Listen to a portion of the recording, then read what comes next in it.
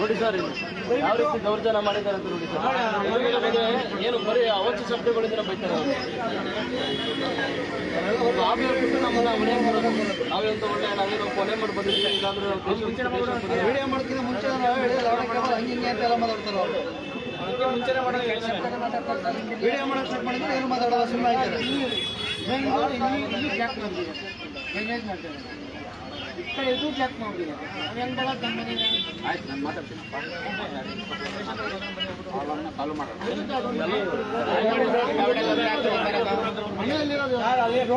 Road stop ಮಾಡ್ತಾರೆ. ಅಲ್ಲಿ ಮಧ್ಯದಾಗ road ಎಗಿತಾರೆ ನೋಡಿ. ಈಗ ದಯವಿಟ್ಟು ನಾನು ಇದರಲ್ಲಿ ಪ್ರಕಾರ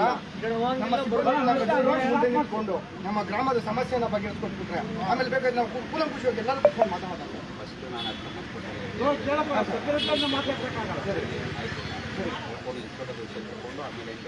ಸರಿ ಸರ್, ಈಗ ನಾನು ಸರಿ ಸರ್ ಎಲೆಕ್ಟ್ರಿಸಿಟಿ ಸಂಚಾರ ಪೊಲೀಸ್ ಠಾಣೆಗೆ ಮತ್ತೆ ಎಲೆಕ್ಟ್ರಿಸಿಟಿ ಸ್ಟೇಷನ್ಗೆ ಮತ್ತೆ ಎಲ್ಸಿಟಾಗೆ 3 ಜನಕ್ಕೂ ಅರ್ಜಿಗಳು ನೀಡಿದ್ದೀವಿ. ಅವ್ರಿಗೂ ಸಲ್ಲಿಸ್ತೀನಿ. ನಾವು ಸಲ್ಲಿಸ್ಬಿಟ್ಟು ಬರೋಷ್ಟರಲ್ಲಿ ಏನಾದರೂ ಒಂದು ವ್ಯವಸ್ಥೆ. ವೀಕ್ಷಕರೇ ನೋಡಿದ್ರಲ್ಲ, ನಮ್ಮ ಪಟ್ಟಣ ಪಂಚಾಯತಿ ಅಧಿಕಾರಿಗಳು ಇದಕ್ಕೆ ಸ್ಪಂದಿಸ್ತೀನಿ ಅಂತ ಹೇಳಿದ್ದಾರೆ. ಹೋಗೋಣ, ಸಂಚಾರ ಪೊಲೀಸ್ ಠಾಣೆಗೆ ಹೋಗೋಣ, ಅಲ್ಲಿ ಮನವಿಗಳು ಕೊಡೋಣ. ಅಲ್ಲಿ ಕೊಟ್ಬಿಟ್ಟು ಅವ್ರು ಏನು ಕ್ರಮ ತಗೊಳ್ತಾರೆ ನೋಡೋಣ. ಅಲ್ಲಿಂದ ನಮ್ಮ ಎಲೆಕ್ಟ್ರಿಸಿಟಿ ಪೊಲೀಸ್ ಸ್ಟೇಷನ್ ಹೋಗೋಣ, ಅಲ್ಲೂ ಕೊಡೋಣ. ಅಲ್ಲಿಂದ ಎಲ್ಸಿಟಾಗ್ ಕೊಡೋಣ. ಆಮೇಲೆ ಬಂದು ಎಲ್ಲರಿಗೂ ಮನವಿ ಕೊಟ್ಬಿಟ್ಟು ಬಂದು ನಾವು ನೇರವಾಗಿ ವೆಲಂಗಣಿ ಸರ್ಕಲ್ ಅಲ್ಲಿ ಇಷ್ಟು ಜನ ಗ್ರಾಮಸ್ಥರುಗಳು ಕುತ್ಕೊಂಡು ಹೋರಾಟ ಮಾಡ್ತೀವಿ. ಈಗಿಂದಲೇ ತೆರವುಗೊಳಿಸಬೇಕು. ನಮ್ಮ ಮೇಲೆ ಬೇಕಾದ್ರೆ 100 ಕೇಸ್ ಹಾಕ್ಲಿ, ನಾವು ತಲೆ ಕೆಡಿಸ್ಕೊಳ್ಳಲ್ಲ. ಗ್ರಾಮಕ್ಕೋಸ್ಕರ ಕೇಸ್ ಹಾಕಿಸ್ಕೊಳ್ಳೋಕ್ಕೂ ರೆಡಿ, ನಾವು ಹೋರಾಟ ಮಾಡೋಕ್ಕೂ ರೆಡಿ. ಈ 2 ಮಾತುಗಳನ್ನ ಹೇಳ್ತಾ ಈ ವಿಡಿಯೋ ಮುಗಿಸ್ತಾ ಇದ್ದೀನಿ. ನೆಕ್ಸ್ಟ್ ಪೊಲೀಸ್ ಸ್ಟೇಷನ್ ಹತ್ರ ಹೋಗ್ಬಿಟ್ಟು ಅಲ್ಲೂ ಒಂದು ವಿಡಿಯೋಗಳು ಮಾಡಿ ನಮ್ಮ ಗ್ರಾಮಸ್ಥರಿಗೆ ಆಗ್ತಾ ಇರ್ತಕ್ಕಂಥ ಸಮಸ್ಯೆಗೆ ಒಂದು ಪರಿಹಾರ ಕೊಡಿಸೋದು ಮಟ್ಟದಲ್ಲಿ ಹೋರಾಟ ಮಾಡೋಣ ಅಂತ. ಮತ್ತೆ ಚಾಲಕರಿಗೆ ಕಷ್ಟ ಬೀಳ್ತಾ ಇರ್ತಾರೆ.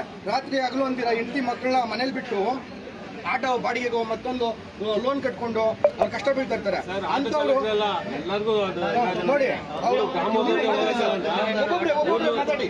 ಗ್ರಾಮದವರೆಗೆ ದಾರಿ ಇಲ್ಲ ಅಂದ್ಮೇಲೆ ಮತ್ತೆ ಆಟೋ ಚಾಲಕ ಒಬ್ಬರಿಗೆಲ್ಲ ಎಲ್ಲರಿಗೂ ನಮ್ಮ ಸಾರ್ವಜನಿಕ ಸಮಸ್ಯೆಗಳಂತ ಇಲ್ಲಿ ಮಾತಾಡಿ. ಎಲ್ಲರೂ ದಾರಿ ಬೇಕು ಮೇಡಮ್. ನಮ್ಗೆ ದಾರಿ ಬೇಕು. ಎಲ್ಲಿ ಹೋಗೋದು ಮೇಡಮ್ ನಾವು? ಅಲ್ಲಿಂದ ಬಳಸ್ಕೋಬೇಕು, ಎಲ್ಲಗಣ್ಣಿಂದ ಬಳಸ್ಕೋಬೇಕಾಗುತ್ತೆ ನಾವು. ನೋಡಿ, ಎಲ್ಲರೂ ದಯವಿಟ್ಟು ನಮಗೆ ಎಲ್ಲ ರೆಡಿ, ನಮಗೆ ದಾರಿ ರೆಡಿ ಮಾಡಿಕೊಡ್ಬೇಕು ನಮಗೆ.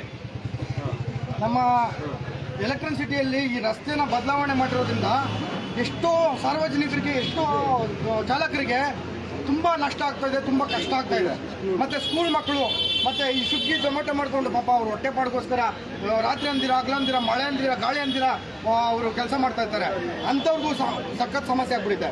ಈಗ ಇಲ್ಲಿ ಒಂದು ಸ್ವಿಗ್ಗಿ ಆರ್ಡ್ರ್ ಆದರೆ ಅವ್ರು 5 ಕಿಲೋಮೀಟ್ರ್ ಎಕ್ಸ್ಟ್ರಾ ಸುತ್ತಾಕೊಂಡ್ಬರ್ಬೇಕಂದ್ರೆ ಅವ್ರಿಗೆ 2 ಸಮಯ ಕೊಡ್ತಾರೆ ಪೆಟ್ರೋಲು. ಅವ್ರಿಗೆ 2 ಸಮಯ ಎಕ್ಸ್ಟ್ರಾ ಚಾರ್ಜ್ ಕೊಡ್ತಾರೆ ಅಲ್ವಾ? ದಯವಿಟ್ಟು ಇದ್ರ ಬಗ್ಗೆ ಎಲ್ಸಿಟದವರು ಈ 4 ಕೆಲಸಗಳನ್ನ ಬಿಟ್ಟು ದಯವಿಟ್ಟು ಇದ್ರ ಬಗ್ಗೆ ಈ ಸಮಸ್ಯೆಗಳನ್ನ ಅರಿವು ಮಾಡಿಕೊಂಡು ನಮಗೆ ಬ್ಯಾರಿಕೇಡ್ಗಳೆಲ್ಲ ತೆಗೆದು ಮುಂಚೆ ಹೆಂಗಿತ್ತು ಹಂಗೆ ರಸ್ತೆ ಮಾಡಿಕೊಟ್ರೆ ಸರಿ. ಇಲ್ಲಾಂದ್ರೆ ಎಲ್ಸಿಟ ಇರಬೇಕು, ಇಲ್ಲ ನಮ್ಮ ಗ್ರಾಮಗಳಿರಬೇಕು. ಈ 2ರಲ್ಲಿ ಒಂದು ನಾವು ಹೋರಾಟ ಮಾಡ್ಬಿಡ್ತೀವಿ. ನಿಮ್ಮ ಎಲ್ಸಿಟ ಇರೋದು ನಮ್ಮ ಗ್ರಾಮದಲ್ಲೇ, ನೀವು ನಮ್ಮ ಜಾಗದಲ್ಲಿ ಬಂದಿರೋದು.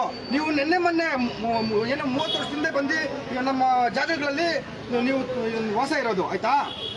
ನೀವು ಯಾರಿಗೂ ನಮ್ಮ ಗ್ರಾಮಸ್ಥರಿಗೆ, ನಮ್ಮ ರಾಜ್ಯದ ಜನತೆಗೆ ಯಾರಿಗೂ ಉದ್ಯೋಗಗಳು ಕೊಟ್ಟಿಲ್ಲ, ಆಯ್ತಾ? ಎಲ್ಲ ಹೊರ ರಾಜ್ಯದವ್ರಿಗೆ, ಔಟ್ ಆಫ್ ಕಂಟ್ರಿದವ್ರಿಗೆ ಎಲ್ಲ ಕೊಟ್ಟಿರೋದು ಉದ್ಯೋಗಗಳು.